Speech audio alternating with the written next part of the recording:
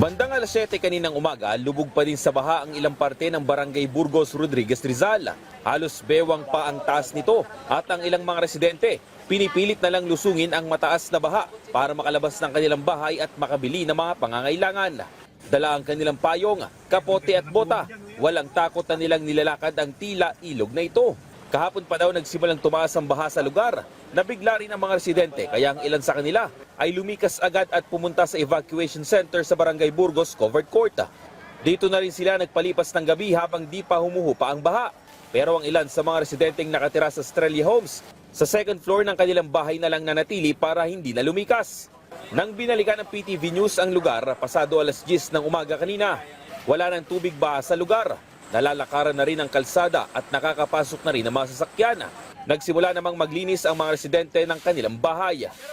Kaninang umaga itong kinatatayuan ko, lubog pa ito sa baha. Halos gabewang pa yung tubig baha dito. Pero ngayon nga, kung makikita ninyo hanggang dun sa dulo, wala na yung baha at tumupa na. Dahil yan dun sa pagbubukas ng dalawang pump dun sa ilog, kaya naman hinigop na ito at agad-agad na humupa. Pero ang problemang kinakaharap ngayon ng mga residente dito sa subdivision na ito, yung matinding putik at makakapal na putik na dapat pa nilang linisin. Ayon pa sa mga residente, normal na para sa kanila ang ganitong sitwasyon. Palagi basta malakas lang ang ulan, palagi ganito. Ang mga gamit na akyat sa taas ang makaya, ang hindi makaya doon lang sa baba. Linis na mula sa taas hanggang dito. Nangangamba rin ang pamilya ni Jerwin na nakatira sa tabi ng Wawa River sa Barangay San Rafael, Rodriguez, Rizal. Sariwa pa daw kasi sa kanilang alaala ang hagupit ng bagyong Ulysses noong 2020. Nilamon kasi ng tubig baha ang kanilang bahay nang tumaas ang level ng tubig sa Wawa River.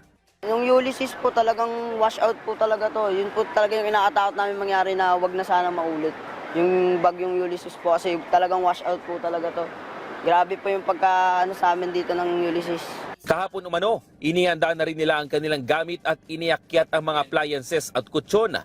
Nagkaroon daw kasi ng pagtaas ng level ng tubig sa Wawa River. Samantala, isa rin sa mga inikot ni DSWD Secretary Rex Gatchalian at DILG Secretary John Vic Rimulya ang Rodriguez, Rizal, kung saan namahagi sila ng mga family food packs sa mga pamilyang naapektuhan ng baha. Nakakalat na umano ang mga tulong na galing sa DSWD sa iba't ibang parte ng Pilipinas.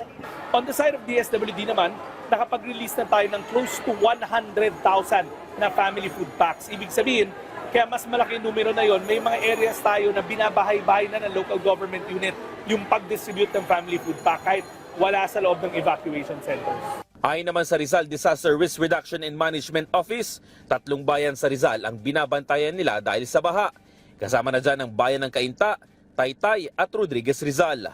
JM Pineda para sa Pambansang TV sa Bagong Pilipinas.